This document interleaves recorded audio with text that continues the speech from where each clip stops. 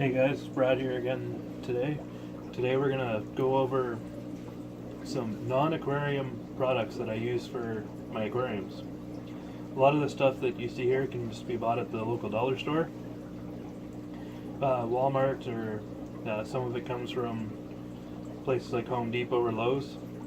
So first thing is just cheap Tupperware containers. I use these for planting plants in the aquarium instead of putting substrate in my aquariums. So they're useful there. You can also use them for transporting spiny fish so they don't pop your fish bags. Another good thing to have if you have shrimp is, like, this is an orange bag, is if you're going to sell them, is this mesh here actually gives the shrimp something to hold on to when you put them in the bag. Makes it a little less stressful for them to ship, and you can get a little more density into a bag. Another thing that I got at Dollarama, and most dollar stores have something like this, is a little glass dish like this. It's a little fancier to use to plant aquarium plants than the cheap Tupperware, and it gives you a little bit more surface area. Another dollar store find that I really like is these scrub brushes. They're really good for cleaning off driftwood and other sorted hardscapes, and you can also use them to get into corners if you get lots of stubborn algae in there. Another really good dollar store product is scrubbing pads or scrubbing sponges. There's a couple different types. You always have to make sure that they don't have any kind of chemical cleaner embedded in them. Some of them do, and the green ones are generally a little tougher, but they can also scratch the surfaces, and the blue ones are made for like glass top stoves and stuff, and they're not as abrasive, so they don't remove as much stuff, but they won't scratch your aquariums as easy. Another really good dollar store product is marbles. If you have egg scatterers, you put marbles on the bottom of the aquarium, and the eggs will settle in there, and they won't be able to get to their eggs. And as a bonus, it comes with that same mesh on some of them for shipping shrimp. Another thing from the dollar store is these little baskets here. I'm going to show you how you can use these in an upcoming video, but you can use them for using plants in the aquarium, but more terrestrial plants that you don't want below the water line. That should be next week's video. Another thing that you can get is turkey baster. It's really good for getting in and cleaning, like moving stuff out from underneath driftwood, especially if you don't want to dig in the aquarium. And probably my favorite dollar store find is milk jugs. Unfortunately, we don't have bags of milk in Alberta, and I didn't buy very many of these before I left Ontario. But if you can find these, they are probably the best item for bagging fish that I've ever had. Next on the list is PVC pipe.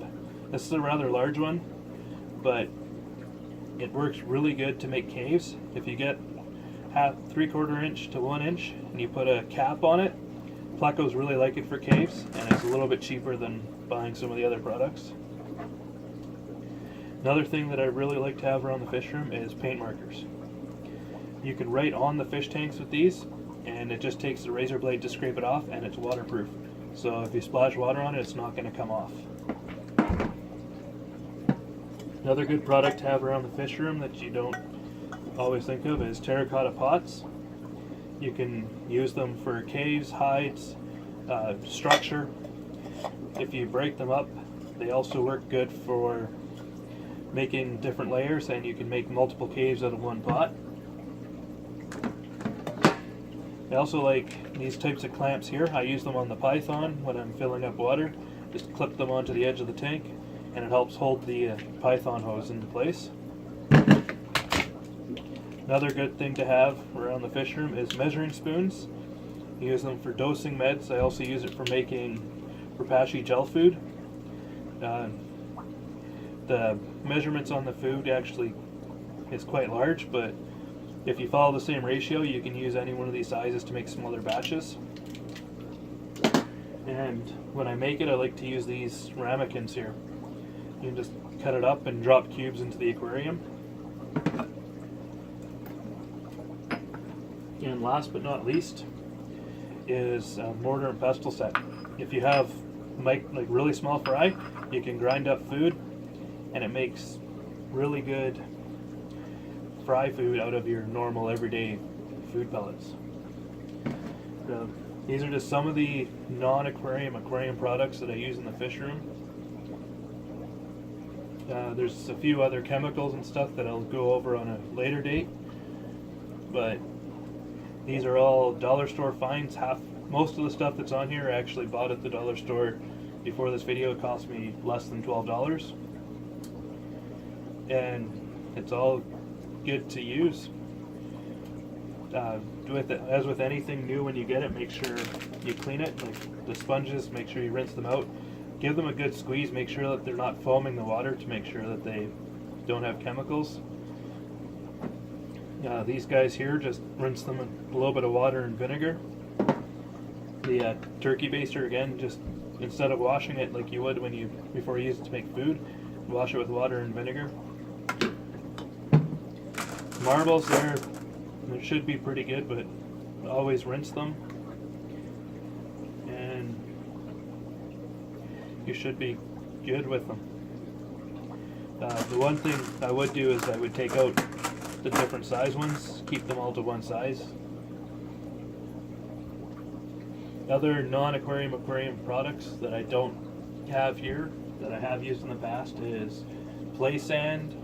I've also used Quickcrete gravel for some aquariums. You have to wash it really good, but it actually looks half decent when it comes out. Play sand, depending on where you buy it from, can be really dusty, and it takes a lot to rinse it out. But some of it comes with a larger grain size, and it's actually really nice to use. Pool filter sand is another one that's half decent. I've used that in the past. You have to be careful. The black flecks that come in a lot of pool filter sand are actually magnetic, so they can wreck your filters. So, yeah, that's all I can think of right now. Stay tuned for next week's video. And as always, comment, like, subscribe. Thanks. Bye.